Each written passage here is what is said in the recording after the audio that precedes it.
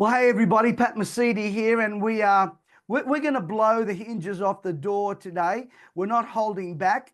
If you're faint-hearted, you probably want to switch off right now. If you're a lefty, you probably want to run and hide right now. If you're a teal, well, we're giving you a warning. We're coming after you as well. If you're a fascist, aka the Greens, you're in trouble right now as well, because we're bringing in the big gun. We're bringing what I like to call the John Wayne of politics in this country. And I think he'd make a great prime minister, because let me tell you, Australia being lied to. You are being lied to at every single level. Firstly, you're being lied to, making out that we are the problem as Australians because we've got great natural resources, so we should be punished by that. Secondly, we're being lied to under this whole rebate thing. Oh, Jim Chalmers says on the weekend, oh, Australia, your energy prices are the lowest ever. Now, guess what? You watch what happens tonight. It will be bribe fest. And guess who's going to pay for it, Australia? You. Yesterday, Albo Sleazy announced 16.2 billion, watch this, to fulfill the Gonski report, a failed Gillard project, by the way, to pay for the funding of every child in Australia's education. Whatever happened to parental responsibility? To me, this is them wanting to take over our kids. Anyway, today we've got great friend. I love this man dearly, Senator Malcolm Roberts. Malcolm, how dumb can this government be? I mean, honestly, it looks like it's dumb and dumber. Now, you're more gentlemanly than me. No, that's the phrase I've been using for a while. We've got a choice between Tweedledum and Tweedledummer. That's Anthony Albanese and Scott and Peter Dutton. Mate, it's just disgraceful. We coined the term Uniparty because their policies are almost identical. But you're absolutely right. There's not a single thing I disagree with what you just said there. The introduction, fabulous introduction, mate. Thank you, Malcolm. Malcolm, why does the government want to take over something that is a parental responsibility?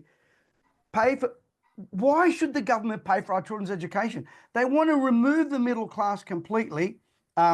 We talked the other day about this. I believe his whole link with the Communist Party, but we'll leave that alone. But they want to remove the middle class and remove any kind of parental responsibility and make the government the parent of the child. They're doing it with medications. They're doing it through Medicare. They're doing it now through the school system. Well, I just had a question in question time of Senator Murray Watt, who's notorious for not answering questions. But I asked him who's in control. First of all, Ms. Claire O'Neill, who was the Home Affairs Minister, she said sometime back, we haven't got control of our immigration program. The government admitted that they don't have control of their immigration program. So I asked Senator Watt if they've got control of it again. And is it the bureaucrats that are controlling it? Is it the government? Is it the Indian government? Is it the Chinese government? Is it whoever? And he turned around and said, "Well, it's not the New World government," having a shot at me because we know who runs a joint. So they don't have a shot at me about that because he just did a Bill Clinton. I did not have sex with Monica Lewinsky. Correct. That's like Morrison, that idiot. I mean, I honestly, I'm still mad at him over what he did to us during COVID. He gets up at Margaret Court's church on a Sunday after he's been gazumped and says, "Well, thank God we don't answer to the globalists." You were a globalist, but anyway. Yes. Yep. So what's happening under our constitution, the federal constitution, the states are in charge of and responsible for education. Full stop, end of story, go home.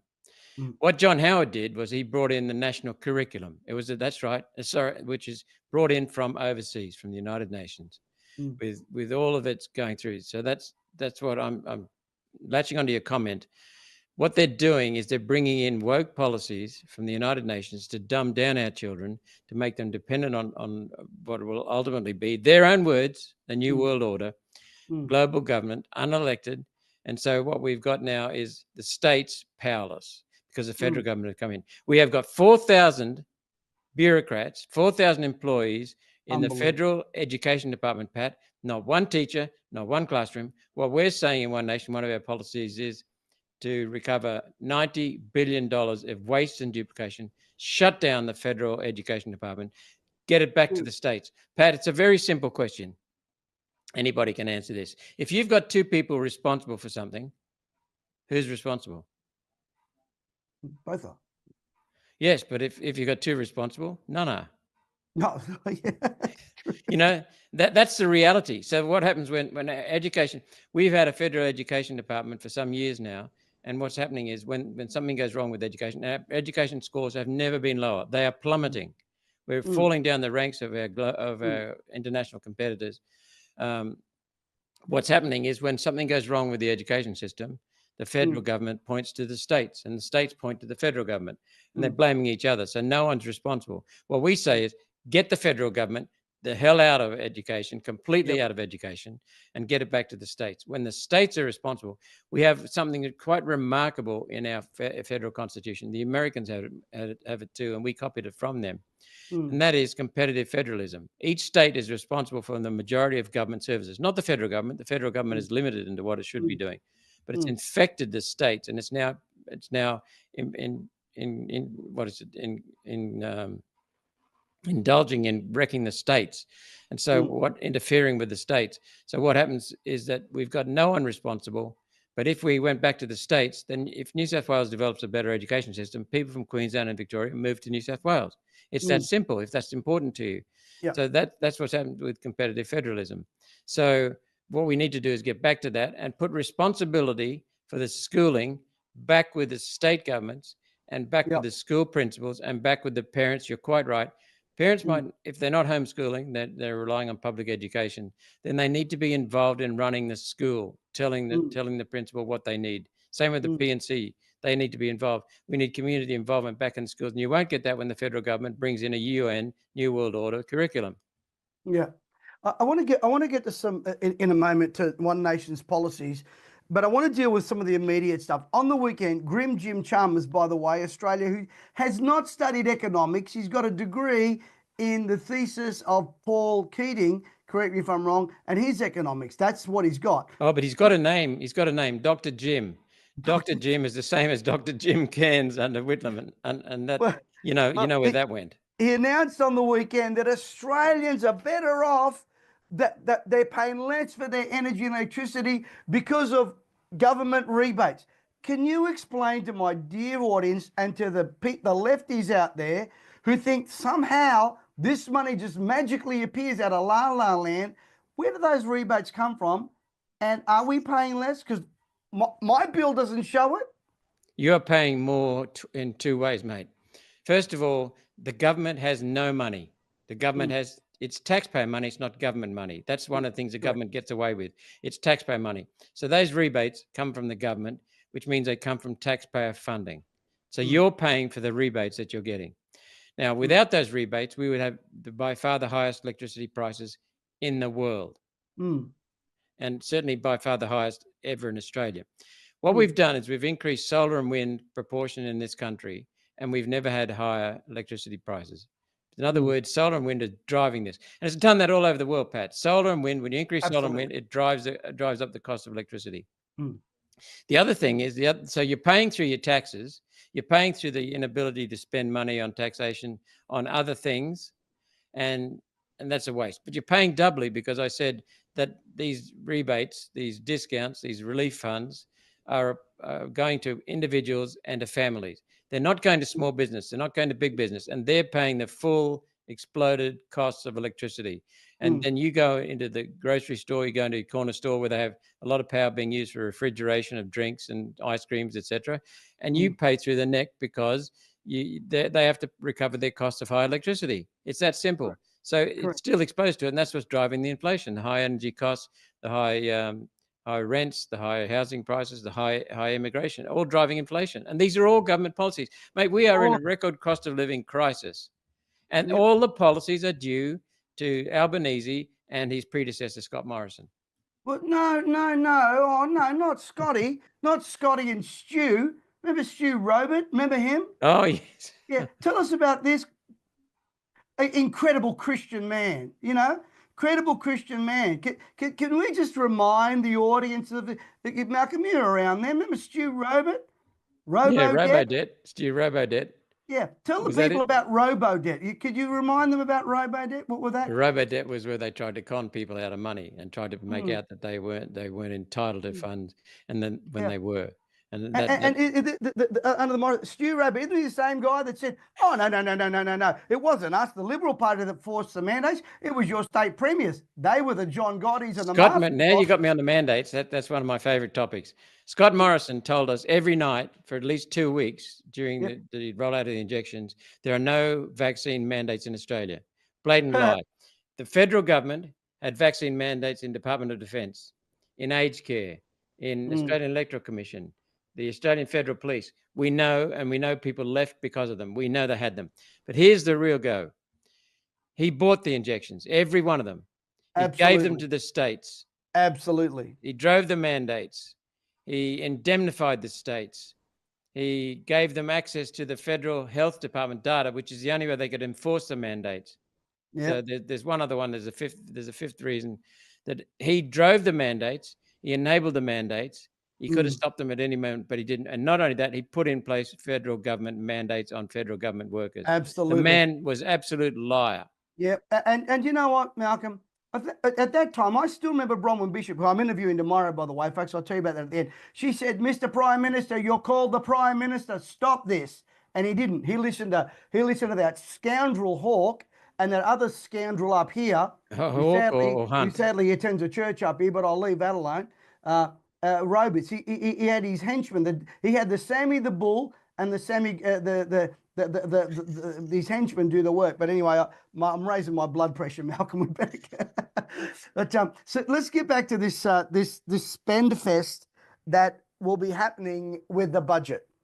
How much damage do you think? I mean, yesterday, 16.2. I mean, he sounds like Elmer Fudd when he talks. When I hear Albanese, $16.2 billion. I love it yesterday, Malcolm.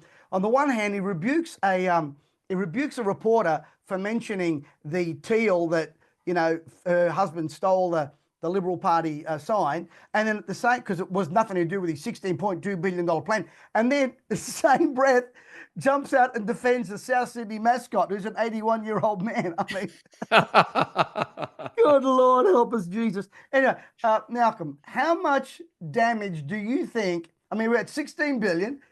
Since January, they've already promised 38 billion. So now we're up to 54 billion extra of money we don't have. What do you think the damage is going to be come tonight? Mate, a better person to ask that question, because she'll give you the same answer as the governor of the Reserve Bank. They're saying this government is perpetuating inflation because they're pumping too much money into the economy, and that's absolutely correct. Scott Morrison caused the high inflation because of his distributing of cash during COVID. When you get more cash, then you got more cash chasing same goods, you get higher prices. But the Labor government perpetuated that high inflation, and that's what this is going to do. Well, what One Nation is doing in our policies, we've got a suite of 4 integrated policies, holistic policies, Pat. First of all, we've identified $40 billion that we can give back to people, put more money back in people's pockets. And that'll go from anywhere from about $10,000 a year for a family with at least one child dependent at home by income splitting, okay? And I'll get into more details in a minute, but what I'm saying is, as a single person with no family will save at least $1,500 to $2,000, more likely $2,000 per year because of fuel excise cuts, halving the fuel excise tax, eliminating alcohol excise tax on hospitality venues. There are other savings too. But where's that money going to come from? Well, we've identified $90 billion of waste and duplication in the federal spending programs. We can get rid of, for example, the Department of Climate Change and Energy will save us $30 billion plus a year. We eliminate the white and black Aboriginal industry. That'll save $15 billion a year. Instead of giving them $36 billion a year, what we want to do is give grants direct to the community so it helps the people, not the parasites in the black and white Aboriginal industry, which include the consultants, the lawyers, the activists, the academics, the bureaucrats. They're the ones taking this money out. The people on the ground don't get the money, Pat. So what we're about is actually caring for people. Malcolm, isn't there 700 bureaucrats in the Indigenous industry in Canberra alone? They're nowhere near the people. Mate, I would guess that's an incorrect statement. I think you're way underestimating it. That's not me. That's not accurate numbers. That hard and fast, because there are literally thousands of people on the Unbelievable. payroll. Thousands, mate. The other thing Unbelievable. we do is withdraw from the UN World Health Organization, the UN Refugee Convention, the International Criminal Court, and we would ignore the World Economic Forum. Withdraw from the UN Paris Agreement. Withdraw from net zero. Get rid of this. Also, cut back on the waste and duplication, which is horrific. And even the NDIS agency itself, National Indigenous National Disability Insurance Agency itself, estimates that 90+% of their managers are involved with fraud. They have got so many cases they can't take them to court. We reckon we can save about $20 billion there. $20 billion there. So you can see it's piling up very, very quickly. Just the electricity savings, because another policy of ours is to cut the electricity prices 20% just by tinkering with the rules that say coal has to take a back seat to solar and wind. Solar and wind come on anytime and screw up the market. So what happens is that would save the government alone, mate, just by cutting 20% off the electricity bill, $3 billion a year. The government alone, it's going to cost the country. It's going to save the country billions and billions of dollars. So what we've found is $90 billion of savings. That includes, by the way, taxing gas exports at the wellhead. We don't pay much tax at the moment on foreign companies. Don't pay much tax on exporting our gas.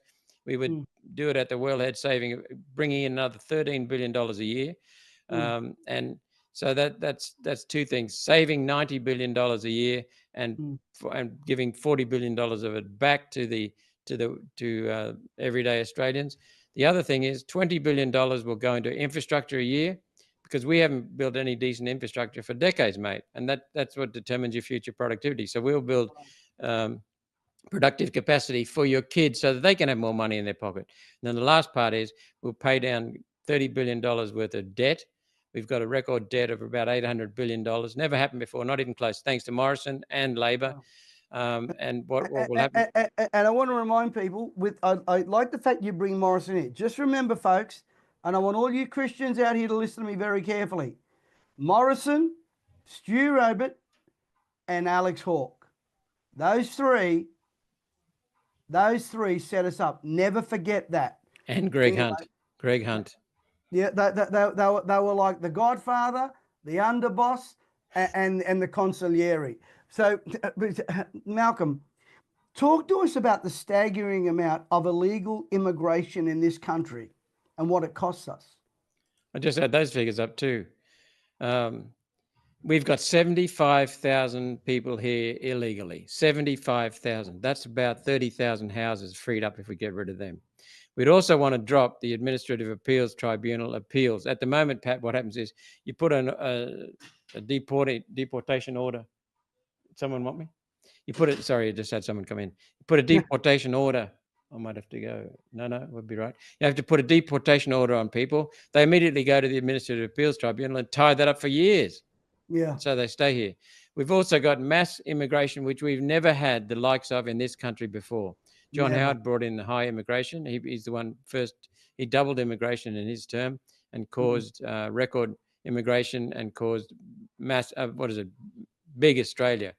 Wow. Every prime minister's increased it since then. Albanese brought in 1.5 million people in the last 2 years. Unbelievable. 1.5.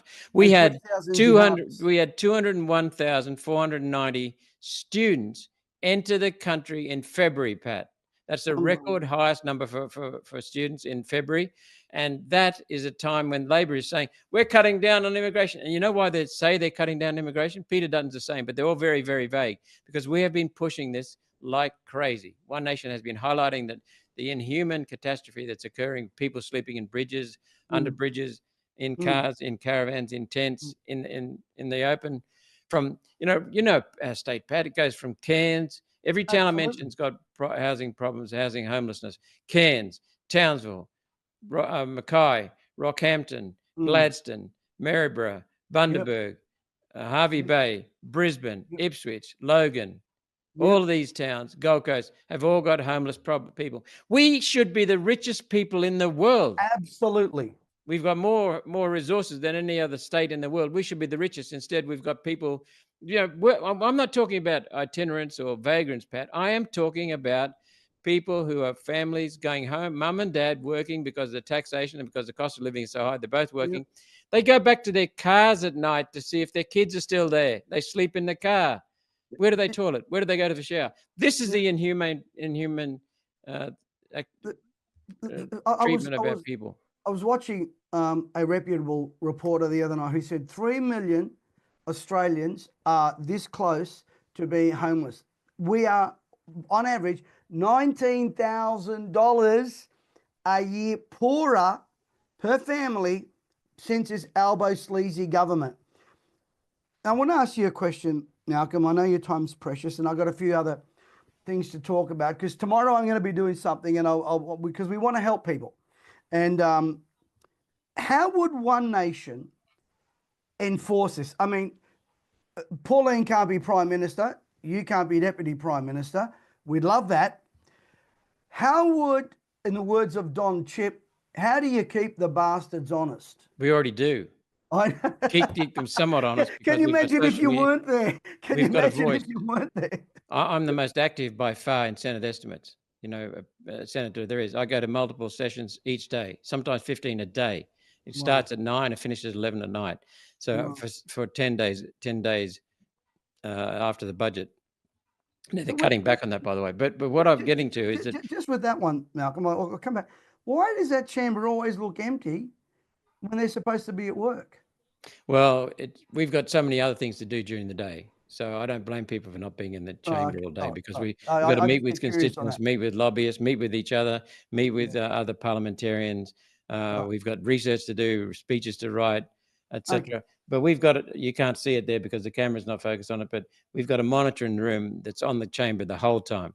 Right. The whole time. So we know what's going on. So we have got it. The other thing, Pat, is that Pauline and I, we don't worry about what we say. If you tell us to say something and we get the facts, we will say it, warts and all. Yeah. We speak up for our constituents. You're a Queenslander, you're one of my constituents. We speak up for you in Parliament. So we speak up. We have led the race on immigration and housing. We have led it. We've been bashing away at that for 4 years. Pauline's been bashing away at it for decades. And now people are starting to realize Labor and Liberal are doing the wrong thing by Australia and by Australians. So we've now put immigration and housing firmly on the agenda. That's just the first level. That's how because we get out and listen. See, the Liberals and the Labor Party can't listen to the people because someone says, why don't you do this? They say, well, we can't because of policy. Their policy comes from the UN and the World Economic Forum. We can say, that's a great idea. We'll push that. So anyway, the first thing is by speaking out for the people and speaking out without fear or favor, speaking out and also holding people accountable in the Senate. We had more power with the previous Morrison government and the Turnbull government because we had almost balance of power on many, many issues. We had balance of power. Now with this mob, the balance of power, what's actually happening in this country is you run in the Senate. So I think the government has a majority in the lower house. So it passes bills, comes up to the Senate. In the Senate, they don't have a majority. But with the Greens, they almost have a majority. Then they have to buy off others like Lambie, Pocock, Tyrrell, Van. They buy off these other people. And so what happens is you get a real dog's breakfast of socialist, communist policies coming into this country. That's what these people want. So what happens now, One Nation, this is the answer to your question. Pauline can't be Prime Minister because she's in the Senate. She's not in the House of Reps. Neither can I. Same applies. But the real power comes when you've got the balance of power in the Senate because you say to them, we can't control the government, but we can control them stopping them wrecking the country. So we can say to the government, we are not passing that. You need our numbers. You're not passing that until you make these changes. Until you make these other changes somewhere else. So we would have power. Now, Pat, there's one small party in this country, and that's the One Nation Party. All the other conservative parties, the freedom parties, they're all minor parties. They're tiny compared to One Nation. We're the only ones that are on the verge. We've got 2 senators. Last election, we almost got another 5. If we'd had 7 senators, we would have had the balance of power. Then we would have been able to influence Parliament a lot more than we do. We still influence Parliament, but we can influence even more. So all we need, and our vote is going up, and the polls show our vote is going up. So we could be on target for getting another 5 senators, which would give us a total of 7. Well, I hope, and I pray that you guys get such a landslide of movement towards you. I mean, I think, and everyone's talking about Trump. We haven't got a Trump. We have Malcolm, and we have Pauline. That's as close as we're going to get to it, folks. I don't know why Peter Dutton can't say there's only 2 sexes. Beyond me. I mean, he's only got that, and he's beyond me. I don't know why. Well, because he's got half a dozen, including the former leader of the Senate, mate, who didn't believe there are only 2 sexes. Exactly right. They went against bills that Pauline and motions that Pauline and I moved. Went against them. Exactly. And I don't know why he can't come out and bag this climate cult. He's signing us up for another. Again, another he's got half a dozen rabid people. Even the Nationals now vote for net zero. Some of them don't like it, but even the Nationals are now pushing net zero. It's all rubbish. It's all lies. Malcolm, the Teals. Can you tell people out there that think the Teals are just these nice bunch of, very rich women with nothing to do? Can you explain who these, in my opinion, I'll use a Christian term, demonized ideologies? Can you explain who these people are to the general public here? They're largely woke, but their number one characteristic is that they believe in this climate fraud, and they push that. But get a load of this. The Teals are defined as those funded by Climate 200. A major donor, it's reported, to Climate 200 is Simon Holmes à Court. Guess where he gets his money from? Exactly. Solar and wind. So in my opinion, that is a very parasitic behavior. You're taking money from the poorest in society, Pat. Yep. The poorest in society. When you and that the cost of that solar and wind subsidies goes on to electricity bills. The poorest in society, that's a hell of an impost to put on them. It's highly regressive because they cannot do without electricity. They must have it. So they're basically getting the poorest people in the country to subsidize some of the richest billionaires in the country. Twiggy Holmes à Court, Mike Cannon Books, Ross Garno, the old Malcolm Turncoat. Malcolm Turnbull, that's right, and his son, I believe the reports say that. So what we've got is the people on the lowest incomes in Australia supporting, subsidizing very parasitic behavior amongst some billionaires in this country. That's what's going on. And the Teals are funded by these people. And then the Teals move motions to get more solar and wind. And that means more subsidies to Simon Holmes à Court. Well, Malcolm, we're going to be having you and hopefully Pauline on here during the election. I suspect the next week or so he's going to announce it after his big splash out tonight. And I'll be dealing with that a little bit tomorrow, the special event on tomorrow. But Senator Malcolm, we appreciate everything you're doing. And thank you for sharing some of those policies. I'm going to give you the final say, sir. Well, as I said, thank you very much, Pat, for having me. We will come on any time. One Nation is on the verge. It's the only small party. The rest are minor parties. None of them are even close to getting senators in other states. We are on the edge of getting senators in many other states. Some Western Australia came so close. South Australia so close. Victoria so close. I mean, we're talking just thousands in it. And so we're the only ones capable of pulling this all back and stopping the Liberal Party and the Labor Party because we can hold the bastards honest by having the balance of power. So that's why it's very important. We've got the best chance. We've got the only chance really amongst the smaller parties to get the balance of power and keep these bastards honest. Malcolm, thank you so much. Now, stay tuned, folks. I've got something very, very, very special. Some in-house stuff I want to announce. It's going to blow you all away. Senator Malcolm Roberts, thank you so much for being with us today. Thank you for being a good citizen, Pat. Doing my best, sir. Doing my best. Fighting the good fight. Wasn't that fantastic? What a sensational interview with Senator Malcolm Roberts. Now, listen very carefully. Tomorrow is an important day. We are going to get so bribed, so lied to. Tomorrow, I'm bringing in Bronwyn Bishop, one of the good ones, one of the great ones. And I'm going to bring in a leading world economic absolute genius to help us. We need to do something and take responsibility for our financial future. Listen to me. It's either now or too late. No one is going to send out a rescue ship. Already, Australians are $19,000 a year poorer. They're about to belt you again with more incentives, so-called, but actually it's more bills that you've got to pay. I want to equip you financially. I want to help you. Let's dissect what they're doing and let's also build.